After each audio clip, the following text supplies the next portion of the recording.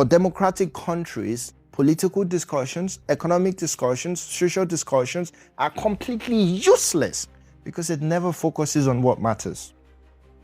When you think about democratic societies and you hear the news and you hear who people target or who people direct their attention to, you would know that it's completely useless.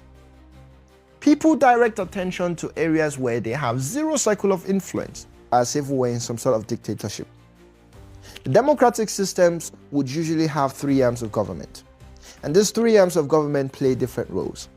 One thing that people don't want to admit today is that the arm of government, and I wonder why this is the case, the arm of government that gets the most attention is also the most protected arm of government, the executive arm. And this is the arm where the president, the ministers, and the governors and so on sit.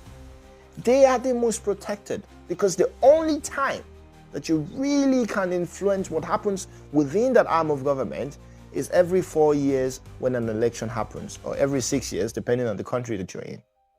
So why do we focus on that? Why do they even make themselves that visible? Because we really can't control them. What should the political conversations and governmental conversations be focusing on?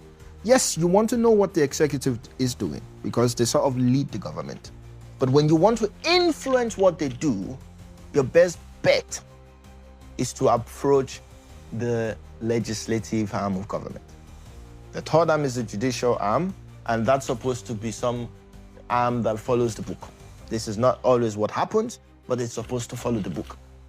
And that book that it follows, guess who can influence it again? The legislative arm of government. So who should be more popular in the political systems that we call democratic systems?